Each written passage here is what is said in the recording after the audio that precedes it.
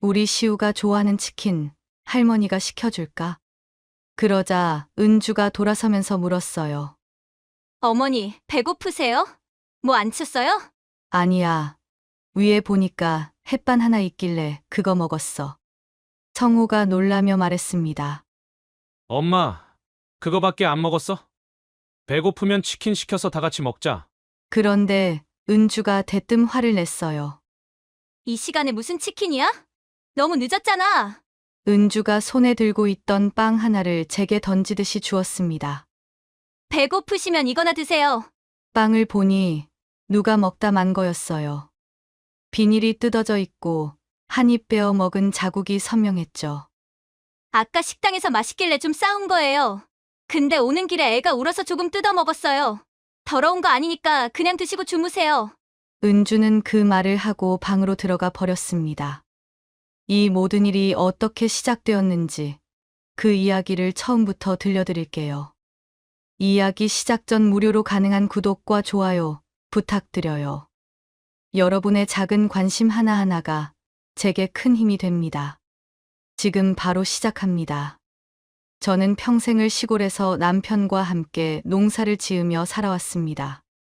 올해도 어김없이 가을이 왔고 저희 부부가 정성껏 가꾼 사과나무에서 첫 수확을 했죠.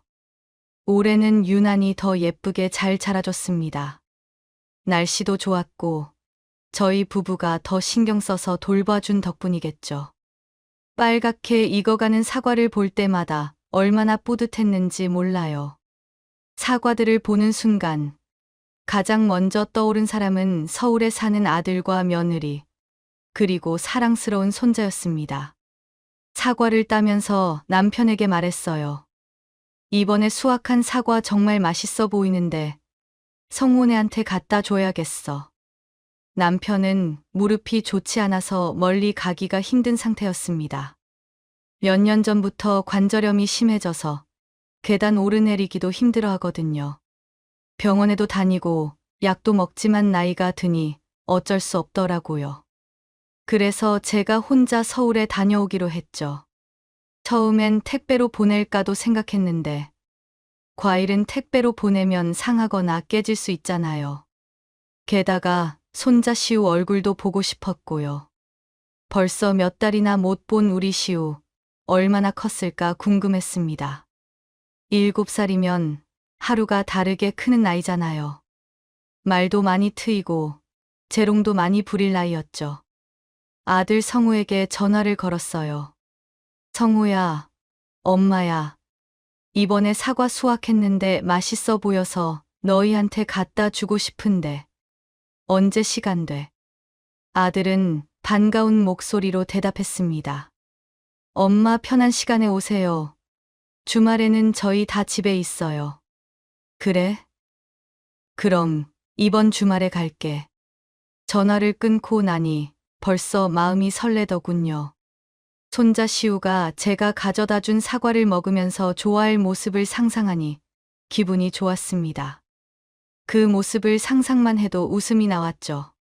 반면 남편은 걱정스러운 표정으로 물었어요. 혼자 가도 되겠어. 사과 박스 무거울 텐데. 괜찮아. 시우 얼굴 보러 가는데 이 정도야. 주말이 다가올수록 설렘이 커졌습니다. 제일 예쁘고 탐스러운 사과들만 골라서 박스에 정성스럽게 담았죠. 하나하나 닦으면서 상처 난 것은 없는지 꼼꼼히 확인했습니다. 이 사과를 먹을 아들과 며느리, 시우를 생각하니 저절로 미소가 지어졌어요. 평생 농사를 지으면서 느낀 가장 큰 기쁨은 바로 이런 순간이었습니다. 내가 키운 것들을 사랑하는 사람들과 나눌 수 있다는 것. 그게 제 삶의 보람이었죠. 이렇게 가족들에게 줄 수 있는 게 있다는 사실만으로도 행복했습니다. 금요일 저녁, 남편과 함께 짐을 챙겼습니다. 사과 박스는 생각보다 무거웠지만 내일 시우를 만날 생각에 전혀 무겁게 느껴지지 않았어요. 제가 입을 옷도 챙기고 시우한테 줄 용돈도 준비했습니다. 남편은 계속 걱정했지만 저는 자신 있게 말했습니다. 걱정 마. 잘 갔다 올게.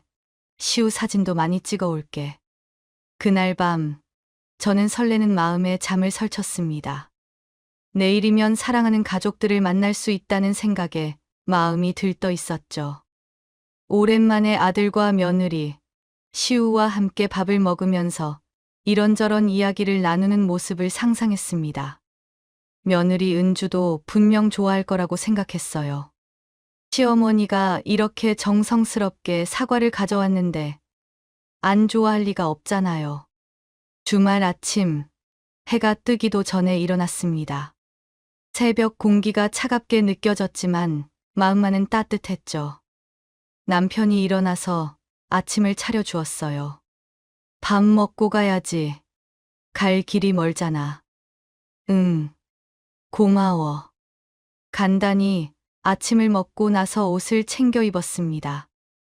남편이 사과 박스를 현관까지 들여다 주었어요. 생각보다 정말 무겁더군요. 하지만 괜찮았습니다. 이 무게가 제 사랑의 무게니까요. 조심해서 다녀와. 힘들면 전화하고. 알았어. 걱정 마. 새벽 6시 반, 집을 나섰습니다. 버스터미널까지 가는 길도 만만치 않았죠. 시골길은 가로등도 별로 없어서 어두웠어요. 사과 박스를 들고 걷다 보니 팔이 저려왔지만 멈출 수가 없었어요. 터미널에 도착해서 8시 고속버스표를 끊었습니다. 대합실에 앉아 잠시 쉬면서 곧 만날 시우를 생각했죠. 8시 정각, 버스가 출발했습니다. 창밖으로 스쳐 지나가는 풍경을 보면서 여러 생각이 들었어요. 성우가 어렸을 때부터 지금까지 참 많은 일들이 있었죠. 시골에서 키우면서 고생도 많이 했지만 그래도 착하게 잘 자라줘서 고마웠습니다. 결혼해서 시우까지 낳아주고 서울에서 직장 생활하면서 잘 살고 있으니 다행이었어요. 며느리도 처음 봤을 때는 착해 보였어요. 얼굴도 예쁘고 말도 조리 있게 잘하더군요. 버스는 휴게소를 한번 들렀습니다. 다른 승객들은 화장실도 가고 간식도 사 먹더군요. 저도 내려서 화장실을 다녀왔지만 따로 뭘 사 먹지는 않았어요. 도착해서 가족들과 함께 밥을 먹을 생각을 하니 배도 안 고팠습니다. 다시 버스에 올라 계속 달렸죠. 점점 서울에 가까워질수록 건물들이 높아지고 차들이 많아졌습니다. 시골에서만 살던 저로서는 여전히 낯선 풍경이었어요. 고층 빌딩들이 하늘을 찌르듯이 솟아 있었고 도로에는 차들로 가득했습니다. 마침내 12시쯤 서울 고속버스 터미널에 도착했어요. 버스에서 내리자마자 사람들이 쏟아져 나왔어요. 다들 어디론가 바쁘게 가더군요. 저는 무거운 사과 박스를 들고 천천히 걸었어요. 팔이 아팠지만 참았습니다. 지하철역으로 내려가는 계단이 제일 힘들었죠. 한 계단 한 계단 내려갈 때마다 숨이 차올랐어요. 사람들은 저를 스쳐 지나가면서 빠르게 내려갔습니다. 지하철을 타고 환승을 했습니다. 복잡한 노선도를 보면서 어디로 가야 할지 한참을 고민했죠. 다행히 친절한 역무원분이 도와주셔서 제대로 된 방향을 찾을 수 있었어요. 지하철 안은 사람들로 가득했습니다. 앉을 자리도 없어서 1시간 내내 서서 갔죠. 무거운 박스를 들고 서 있으니 다리가 후들거렸지만 곧 도착한다는 생각에 버텼습니다. 아들 집 근처에 있는 지하철역에서 내렸어요. 거기서 또 버스를 타야 했습니다. 버스 정류장을 찾아 헤매다가 겨우 찾아서 20분을 기다렸죠. 드디어 버스가 왔고 또 20분을 달려 아파트 단지 앞에 내렸습니다. 시계를 보니 1시가 넘어 있었어요.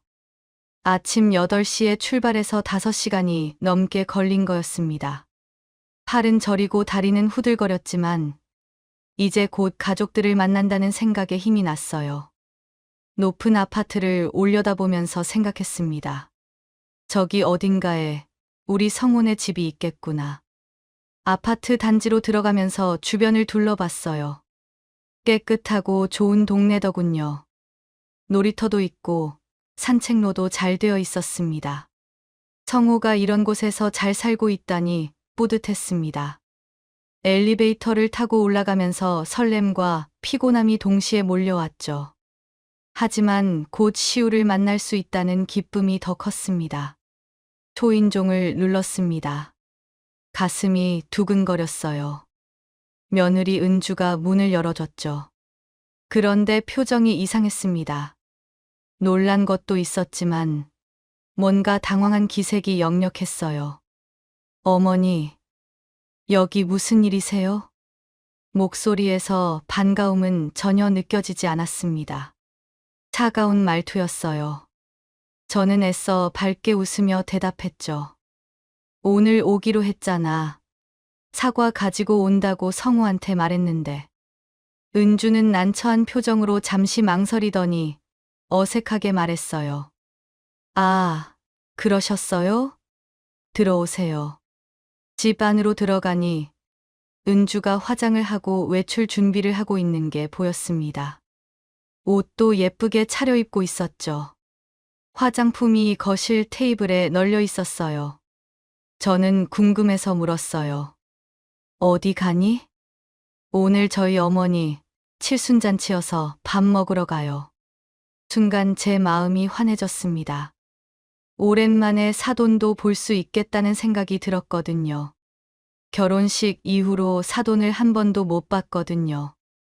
아, 그래? 그럼 나도 같이 가자. 오랜만에 사돈 얼굴 보고 싶네. 그런데 은주의 얼굴이 굳어지더니 정색을 하는 거예요. 눈빛이 차가워졌습니다.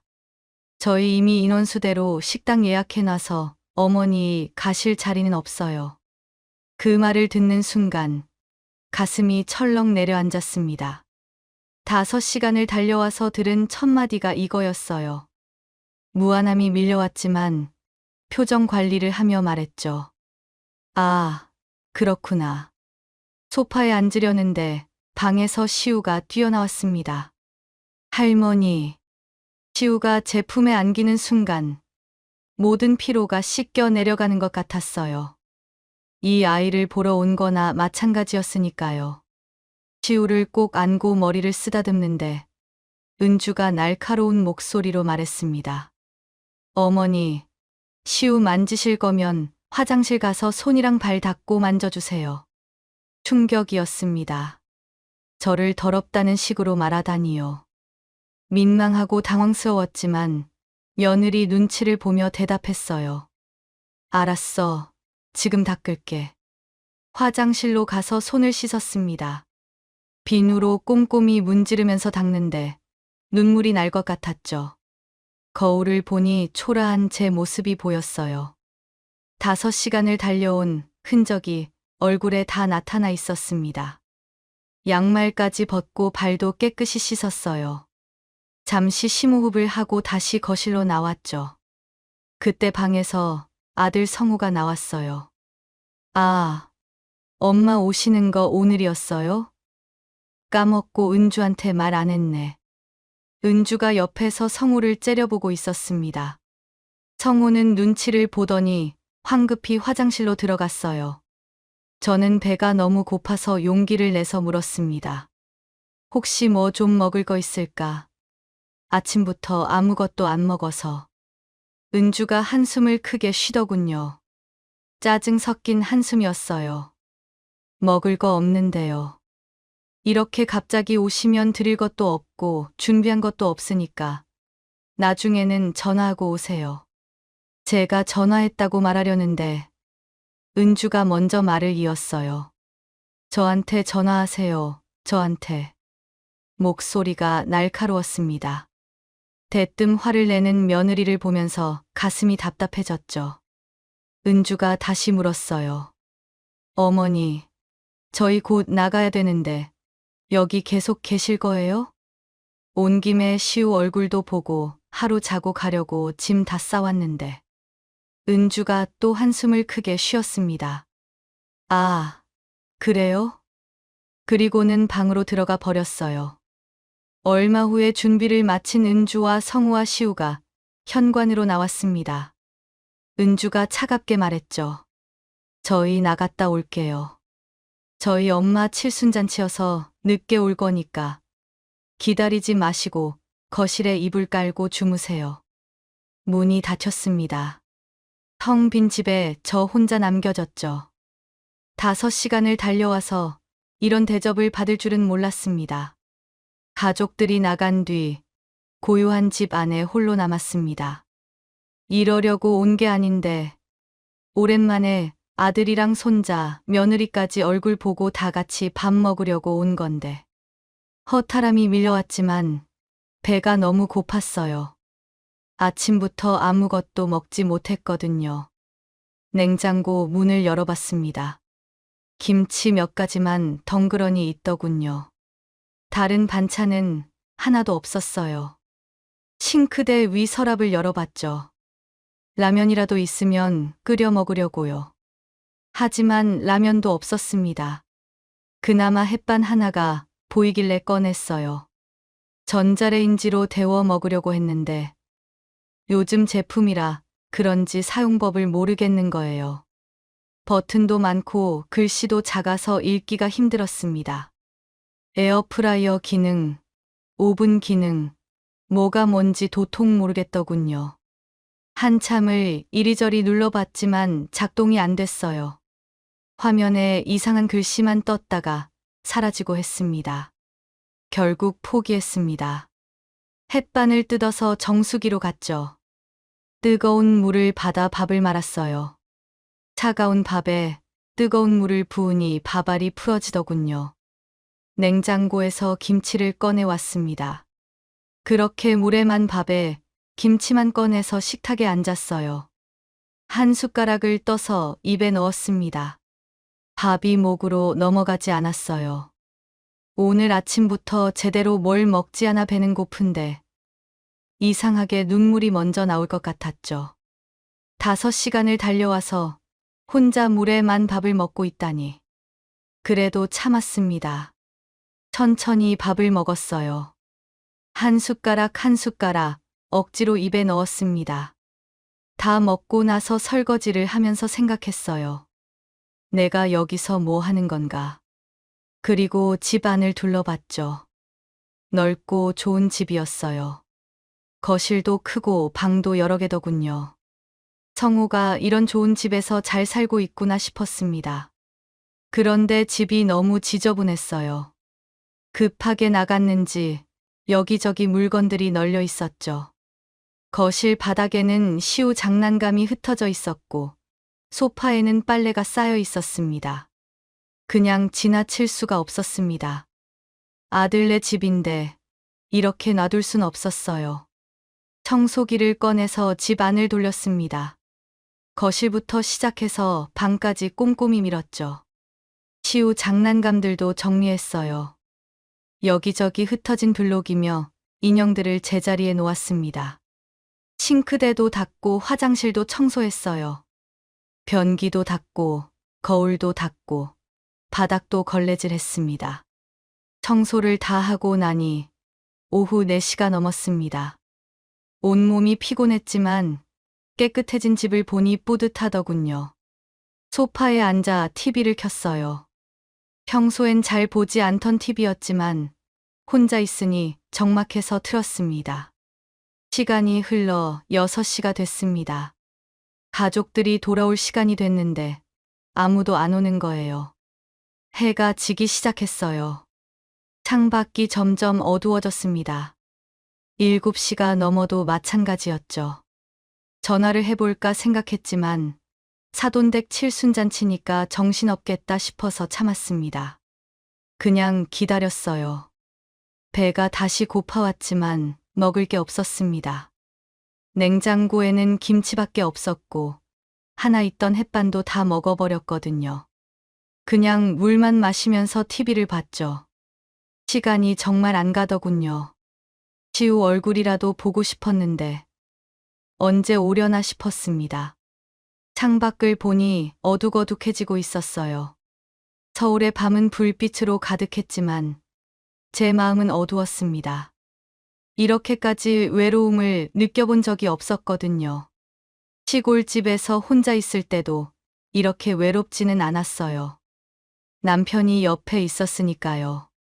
하지만 지금은 정말 혼자였습니다. 아무도 없는 넓은 집에 저 혼자만 덩그러니 앉아 있었죠. 저녁 9시가 되어서야 현관문이 열렸습니다. 가족들이 돌아왔어요. 웃으면서 들어오던 은주와 성우가 제 모습을 보더니 표정이 굳어지더군요. 아, 어머니, 아직 안 주무셨어요? 은주가 한숨을 푹 쉬면서 말했습니다. 반갑다는 인사도 없이 그냥 한숨만 쉬더군요. 그리고는 바로 방으로 들어가려고 했어요. 그때 시우가 제 쪽으로 오려고 하는데 은주가 시우를 붙잡았습니다. 저는 시우에게 웃으며 말했죠. 우리 시우가 좋아하는 치킨 할머니가 시켜줄까? 그러자 은주가 돌아서면서 물었어요. 어머니, 배고프세요? 뭐 안 드셨어요? 아니야. 위에 보니까 햇반 하나 있길래 그거 먹었어. 성우가 놀라며 말했습니다. 엄마, 그거밖에 안 먹었어. 배고프면 치킨 시켜서 다 같이 먹자. 그런데 은주가 대뜸 화를 냈어요. 이 시간에 무슨 치킨이야. 너무 늦었잖아. 은주가 손에 들고 있던 빵 하나를 제게 던지듯이 주었습니다. 배고프시면 이거나 드세요. 빵을 보니 누가 먹다 만 거였어요. 비닐이 뜯어져 있고 한 입 베어 먹은 자국이 선명했죠. 이거. 네. 아까 식당에서 맛있길래 좀 싸온 거예요. 근데 오는 길에 애가 울어서 조금 뜯어 먹었어요. 더러운 거 아니니까 그냥 드시고 주무세요. 은주는 그 말을 하고 방으로 들어가 버렸습니다. 성우도 며느리 눈치를 보면서 따라 들어갔어요. 곧이어 방에서 싸우는 소리가 들렸습니다. 왜 어머니 안 가? 은주의 목소리였어요. 여기까지 멀리 오셨는데 왜 그렇게 취급해? 성우가 대꾸했죠. 나 요즘 예민한 거 알잖아. 이렇게까지 해야 돼? 너만 힘들어. 나도 똑같이 힘들다고. 두 사람의 목소리가 점점 커졌습니다. 거실까지 다 들릴 정도였죠. 뭔가 깨지는 소리도 들렸어요. 저는 소파에 앉아서 그 소리를 들으면서 가슴이 답답했어요. 제가 여기 온 게 잘못인가 싶었습니다. 아들 부부를 싸우게 만든 게 제 잘못 같았어요. 한참을 싸우던 소리가 잠잠해졌어요. 하지만 저는 잠을 잘 수가 없었습니다. 이불에 누워 천장만 바라봤죠. 이렇게까지 무시당할 줄 몰랐어요. 제가 뭘 잘못했나 싶었습니다. 그냥 사과 갖다 주려고 온 건데, 시우 얼굴 보고 싶어서 온 건데, 눈을 감아도 잠이 오지 않았어요. 은주의 차가운 말투가 계속 귓가에 맴돌았습니다. 성우와 은주가 싸우던 소리도 계속 들리는 것 같았죠. 밤새 한숨도 못 잤습니다. 뒤척이다가 새벽이 되었죠. 창밖이 조금씩 밝아오기 시작했어요. 더 이상 여기 있을 수가 없었습니다. 해가 뜨자마자 짐을 챙겼어요. 아침 일찍 방에서 은주와 성우가 나왔습니다. 제가 짐을 챙기는 걸 보더니 은주가 무심하게 말했어요. 미안한 기색도 없이 그냥 던지듯이 말했죠. 이제 가시려고요? 조심히 가세요. 인사도 제대로 안 했습니다. 눈도 마주치지 않았어요. 성우가 미안한 표정으로 물었죠. 엄마, 제가 데려다 드릴까요? 그때 은주가 성우의 옆구리를 몰래 찌르는 게 보였어요. 성우가 움찔했습니다. 저는 더 이상 폐를 끼치고 싶지 않았어요. 괜찮아. 알아서 갈게. 급하게 현관문을 나왔습니다. 엘리베이터를 타고 내려가면서 눈물이 날 것 같았지만 참았죠. 아파트 단지를 빠져나와 버스 정류장으로 걸어갔어요. 어제 왔던 길을 다시 되돌아가는 거였습니다. 하지만 어제와는 전혀 다른 기분이었어요. 버스에 올라 앉았습니다. 창밖을 보면서 생각했죠.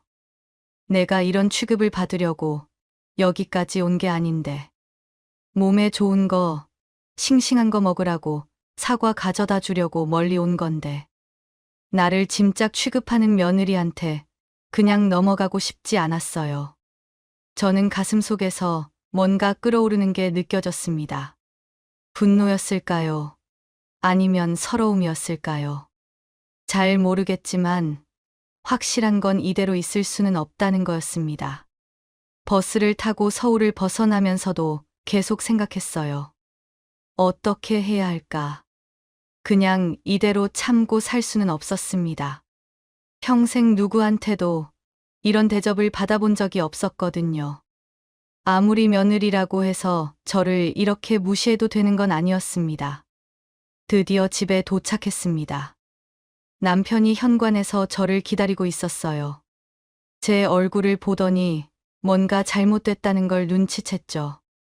어떻게 됐어? 시우 잘 봤어?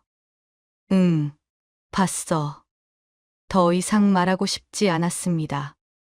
방으로 들어가 누웠어요. 온몸이 피곤했지만 잠이 오지 않았죠. 머릿속으로 계속 어제 일들이 재생됐습니다. 은주의 차가운 태도, 먹다 남은 빵, 방에서 들리던 싸우는 소리까지 모든 게 생생했어요. 그 중에서도 특히 귀에 남는 말이 있었어요. 은주가 성우한테 한 말이었죠. 나 요즘 예민한 거 알잖아. 너만 힘들어. 나도 똑같이 힘들다고. 뭔가 아들 부부에게 힘든 일이 있는 것 같았습니다. 평소의 성격이 그냥 예민한 게 아니라 요즘 특별히 더 예민해진 이유가 있는 거죠. 곰곰이 생각해 봤어요. 무슨 일 때문에 저렇게까지 예민해질까? 돈 문제일까? 아니면 건강 문제일까? 아니면 직장 문제일까? 여러 가지 가능성을 생각해 봤습니다. 다음 날 용기를 내서 아들에게 전화를 걸었습니다. 성호야, 엄마야. 엄마, 어제는 미안했어. 목소리에 미안함이 묻어났어요. 하지만 저는 그 얘기를 하려고 전화한 게 아니었습니다. 괜찮아. 그런데 성우야, 혹시 요즘 힘든 일 있니? 전화 너머로 한숨 소리가 들렸어요. 깊고 무거운 한숨이었습니다. 어제 저녁에 얘기하는 거 살짝 들렸는데 요즘 힘든 일 있는 것 같은데. 성우가 잠시 침묵하더니 말했습니다. 망설이는 목소리였어요. 엄마, 사실 요즘 집 때문에 고민이야. 집. 무슨 일인데? 지금 우리 집이 전세인데 집주인이 이번에 매매로 바꿀 거래. 집을 사던지 이사를 나가라고 하더라고. 가슴이 철렁했습니다. 그래서 어떻게 할 건데? 이사를 가야 되는데 요즘 집값이 다 올라서 이사 갈 데가 없어. 그게 요즘 고민이었어. 지금 전세금으로 갈 만한 집이 아예 없어. 전화를 끊고 한참을 생각했습니다. 아들이 집 문제로 고민하고 있었던 거예요. 그래서 은주도 예민해지고 저한테까지 그렇게 대한 거였죠. 하지만 그렇다고 해서 저를 그렇게 대해도 되는 건 아니었습니다. 아무리 힘들어도 사람은 사람으로 대해야 하는 거잖아요. 그때 번뜩 아이디어가 떠올랐어요. 이거다 싶었죠. 이걸로 은주한테 복수하자.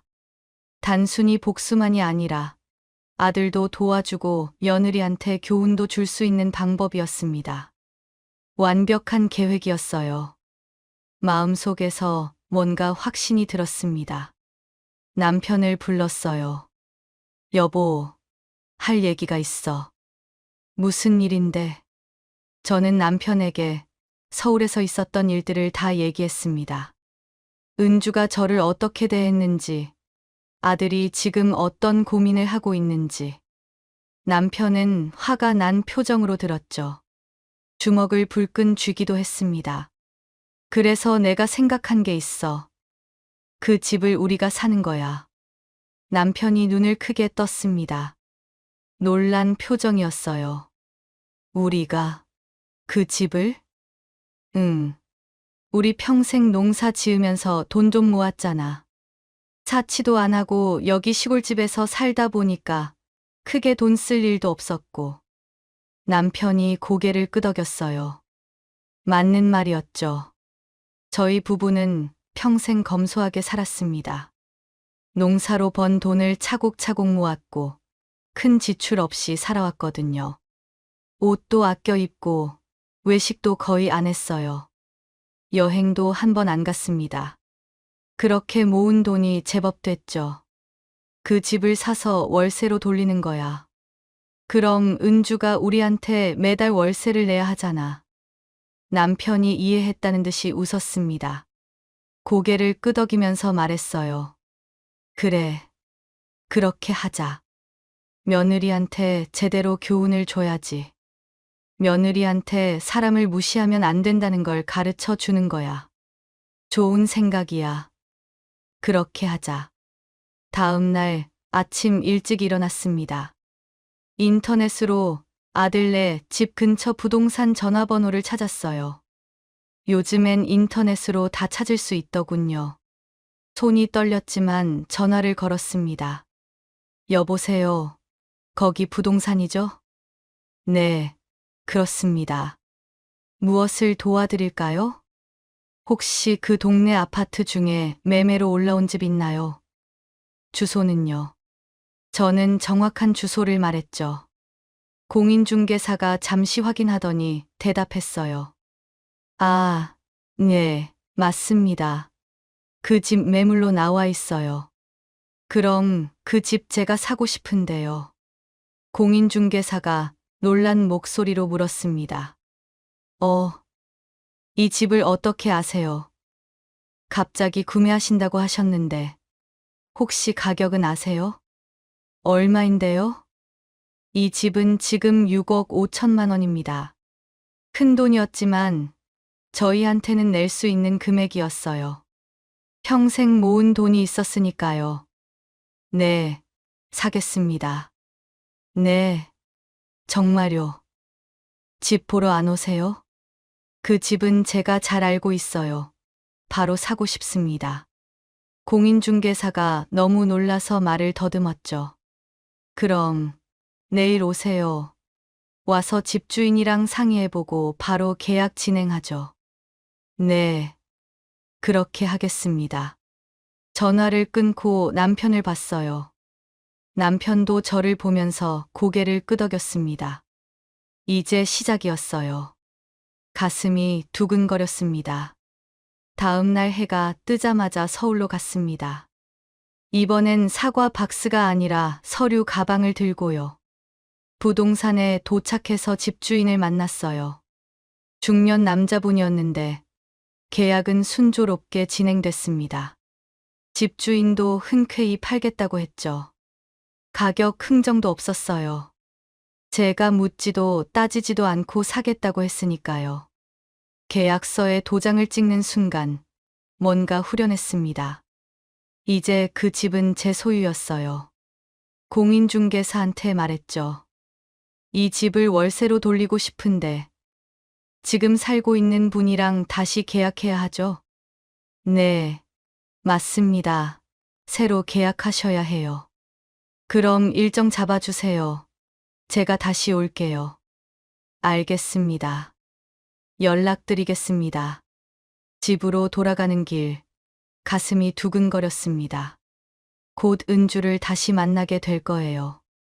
그때 은주가 어떤 표정을 지을지 벌써 기대가 됐죠. 복수가 시작되는 순간이었습니다. 며칠 후 공인중개사한테서 연락이 왔습니다. 사모님, 이번 주 토요일 오후 2시에 오실 수 있으세요? 세입자분이 그때 시간 되신대요. 네, 가겠습니다. 토요일이 됐어요. 남편이 물었습니다. 내가 같이 갈까? 아니야. 나 혼자 가도 돼. 괜찮아. 서울로 향하는 버스 안에서 여러 생각이 들었습니다. 은주가 어떤 반응을 보일까? 놀랄까? 화를 낼까? 하지만 저는 단호할 생각이었어요. 이번엔 절대 물러서지 않을 겁니다. 제가 얼마나 무시당했는지 은주는 이제 알게 될 거예요. 부동산에 도착했어요. 문을 열고 들어가는 순간 안에 앉아 있던 은주와 눈이 마주쳤습니다. 은주의 눈이 커졌어요. 믿을 수 없다는 표정이었죠. 어머니가 여기 왜 오셨어요? 목소리가 떨리고 있었습니다. 당황한 게 역력했어요. 저는 침착하게 안으로 들어가 앉았습니다. 공인중개사가 어색하게 웃으면서 말했죠. 자, 그럼 계약 시작하겠습니다. 은주가 저를 보면서 물었어요. 이해할 수 없다는 표정이었습니다. 어머니가 여기 무슨 일로 오신 거예요? 내가 이 집 주인이야. 순간 은주의 얼굴이 하얗게 질렸습니다. 네. 어머니가 어떻게 이 집을? 목소리가 떨리고 있었어요. 믿기지 않는다는 표정이었죠. 손도 떨리고 있었습니다. 내가 샀어. 이 집. 그게 무슨. 은주가 말을 잇지 못했습니다. 저는 차갑고 단호한 목소리로 말했어요. 내가 이 정도 살 돈도 없을까봐 그렇게 무시했니? 은주의 얼굴이 빨개졌습니다. 당황한 기색이 역력했죠. 아니, 그게 아니라. 말을 더듬으면서 변명을 하려는 모습이 보였어요. 하지만 저는 더 이상 들어줄 생각이 없었습니다. 자, 계약 진행하자. 공인중개사가 눈치를 보면서 계약서를 꺼냈습니다. 은주는 어쩔 줄 몰라 하면서 계약서를 바라봤어요. 월세 조건이 적혀 있었죠. 보증금 2억에 월세 200만 원. 은주의 얼굴이 더 굳어졌습니다. 어머니, 저희 지금 가지고 있는 돈으로는 다른데 갈 곳이 없어요. 은주가 애원하듯 말했습니다. 하지만 저는 마음이 흔들리지 않았어요. 그럼 여기서 계속 살면 되잖아. 월세로. 월세가 너무 비싼데 조금만 깎아주시면 안 돼요? 저희 정말 요즘 힘들어요. 은주의 목소리에 간절함이 묻어났습니다. 눈물이 글썽거렸어요. 하지만 저는 냉정하게 대답했죠. 나는 그럴 생각이 없어. 돈 없으면 이사 가든지 월세 계약하든지 너 마음대로 해. 은주가 입술을 깨물었어요. 눈시울이 붉어지는 게 보였습니다. 하지만 저는 물러서지 않았어요. 은주가 저한테 했던 것처럼 저도 단호하게 대했습니다. 어떻게 할 거야? 은주가 한참을 망설이더니 고개를 끄덕였어요. 목소리가 작아졌습니다. 계약할게요. 계약서에 도장을 찍었습니다. 은주도 떨리는 손으로 서명을 했죠. 계약이 완료됐어요. 이제 은주는 저한테 월세 200만 원씩 매달 내야 하는 겁니다. 자기가 그렇게 무시하던 시어머니한테요. 공인중개사가 계약서를 정리하면서 말했어요. 계약이 완료됐습니다. 다음 달부터 월세 입금하시면 됩니다. 은주가 고개를 푹 숙이고 있었어요. 손은 무릎 위에 올려져 있었고 계속 떨리고 있었습니다. 저는 자리에서 일어났습니다. 은주가 조심스럽게 물었죠. 어머니, 정말 안 깎아 주실 거예요? 응. 안 깎아줘. 이미 계약도 끝났잖아. 단호하게 대답하고 부동산 문을 나섰습니다. 뒤에서 은주가 망연자실한 표정으로 앉아 있는 게 느껴졌어요. 하지만 돌아보지 않았습니다. 이게 당연한 거였어요. 제가 받아야 할 대우를 받는 거였죠. 밖으로 나왔더니 시원한 바람이 불었습니다. 가슴이 후련했죠. 걸음이 가벼웠어요. 어깨가 펴지는 기분이었습니다. 조금 걸어가는데 뒤에서 은주가 뛰어왔습니다. 어머니. 돌아보니 은주가 숨을 헐떡이면서 서 있었어요. 얼굴이 땀으로 범벅이었습니다. 저번에 정말 죄송했어요. 고개를 숙였습니다. 진심으로 사과하는 것 같았죠. 하지만 저는 그냥 말없이 은주를 바라만 봤어요. 앞으로는 그러지 않을게요. 정말 죄송해요. 은주의 눈에 눈물이 맺혀 있었습니다. 진짜 눈물이었어요. 거짓이 아니었죠. 저는 한참 그 모습을 보다가 입을 열었어요. 앞으로 사람 무시하면서 살지 마. 누구든 함부로 대하면 안 돼. 네, 명심할게요. 저는 고개를 끄덕이고 돌아섰어요. 버스 정류장으로 걸어가면서 뒤를 돌아보지 않았습니다. 한 번도 뒤를 돌아보지 않았어요. 걸으면서 생각했습니다. 이제 끝났구나. 제대로 교훈을 줬구나. 버스에 올라 창밖을 바라봤습니다. 서울의 풍경이 스쳐 지나가더군요. 마음이 편안했어요. 오늘은 5시간의 여정이 전혀 힘들지 않았습니다. 오히려 상쾌한 기분이었죠. 가슴 속에 맺혔던 응어리가 싹 풀린 것 같았어요. 집에 도착하니 남편이 마당에서 기다리고 있었어요. 제 얼굴을 보더니 알아차렸나 봐요. 어떻게 됐어? 잘 됐어. 다 해결했어. 남편이 제 손을 잡았습니다. 따뜻했어요. 잘했어. 정말 잘했어. 저와 남편은 집 안으로 들어갔어요. 저녁을 준비하면서 오늘 있었던 일을 남편한테 얘기했습니다. 은주의 당황한 표정, 사과하는 모습, 모든 걸 다 얘기했죠. 남편은 들으면서 고개를 끄덕였어요. 중간중간 웃기도 하고 고개를 끄덕이기도 했습니다. 그래도 마지막에 사과는 했구나.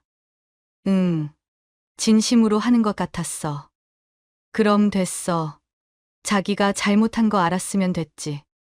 저녁을 먹으면서 생각했습니다. 은주한테 복수도 하고 동시에 사람을 함부로 대하면 안 된다는 교훈도 준 거라고요.